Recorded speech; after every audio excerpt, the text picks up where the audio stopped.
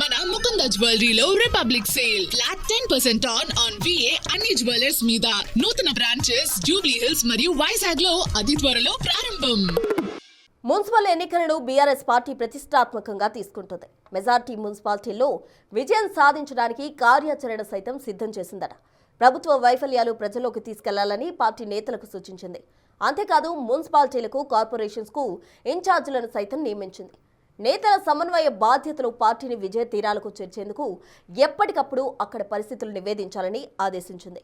ఆ ఇన్ఛార్జీల మానిటరింగ్ను తెలంగాణ భవన్ నుంచి చేస్తామని పార్టీ ప్రకటించింది. అయితే క్షేత్రస్థాయిలోని స్థితులను ఎలా చక్కదిద్దుతారనేది ఇప్పుడు పార్టీలో చర్చనీయాంశమైందట. మున్సిపల్ పోరులో సత్తా చాటేందుకు బీఆర్ఎస్ వ్యూహరచన చేస్తోంది. పురపోరులో సత్తా చాటి రాజకీయంగా తిరిగి నిలదొక్కుకోవటానికి కార్యాచరణ సిద్ధం చేస్తుందట. మున్సిపల్ ఎన్నికలకు సంబంధించి క్షేత్ర స్థాయిలోని పరిస్థితులను ఎప్పటికప్పుడు మానిటరింగ్ చేసేలా తెలంగాణ భవన్ లో ఏర్పాట్లు చేస్తున్నారట. ఎన్నికల నోటిఫికేషన్ విడుదలవటంతో మరింత స్పీడ్ గా యాక్షన్ ప్లాన్ రెడీ చేసే పనిలో పడ్డారట గులాబీ నేతలు. అయితే క్షేత్ర స్థాయిలో పరిస్థితులను ఎలా అధ్యయనం చేస్తారు, విభేదాలతో సతమతమవుతోన్న నేతలను ఎలా సమన్వయపరుస్తారు, పార్టీని ఎలా విజయ తీరాలకు నడిపిస్తారనేది ఇప్పుడు సర్వత్రా హాట్ టాపిక్ గా మారింది.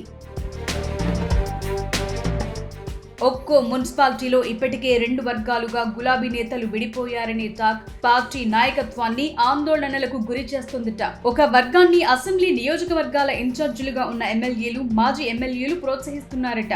వారి వైఖరిని వ్యతిరేకించేవారు రెండో గ్రూపుగా కొనసాగుతున్నారట. ఎన్నికల తరువాతి నుంచి కొనసాగుతున్న ఈ గ్రూపు రాజకీయాలు పార్టీ హైకమాండ్ కు పెద్ద తలనొప్పిగా మారాయట.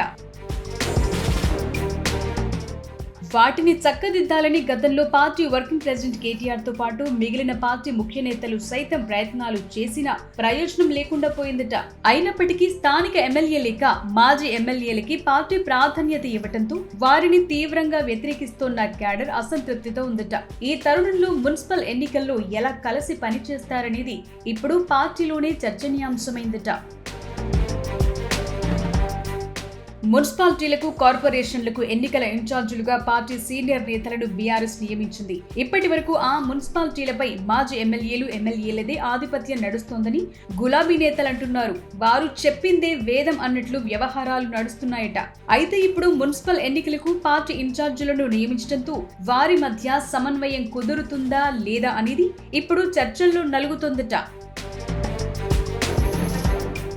అదేవిధంగా మున్సిపాలిటీలో నేతల మధ్య సమన్వయ లోపం ఉండడంతో వాటిని సైతం ఎలా పరిష్కరిస్తారు, ఎలా ముందుకు పోతారు, ఎన్నికల ఇన్ఛార్జీలకు అప్పగించిన బాధ్యతలను సక్రమంగా నిర్వర్తించనిస్తారా లేదా అని పార్టీ శ్రేణులు సందేహాలు వ్యక్తం చేస్తున్నాయి. పార్టీ అధిష్టానం సైతం వారిని తెలంగాణ భవన్ నుంచి ఎలా మానిటరింగ్ చేస్తుందనేది ఇప్పుడు హాట్ టాపిక్ గా మారింది.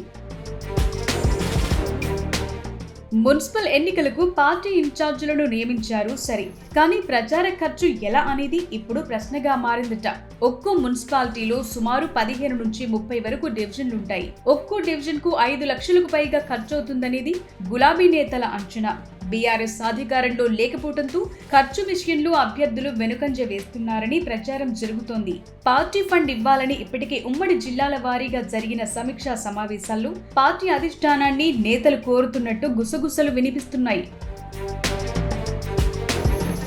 అయితే ఇప్పటి వరకు పార్టీ అధిష్టానం నుంచి దానిపై ఎలాంటి క్లారిటీ రాలేదని గులాబీ నేతలు అంటున్నారు. ఎన్నికల ఖర్చు ఎలా అని అటు అభ్యర్థులతో పాటు ఇటు ఇన్ఛార్జిగా ఉన్న నేతలు సైతం తర్జన భర్జన పడుతున్నారట. ఏదేమైనా గులాబీ పార్టీ అన్ని సమస్యలను అధిగమించి ఎన్ని మున్సిపాలిటీలు కైవసం చేసుకుంటుందనేది ఆసక్తి రేపుతోంది.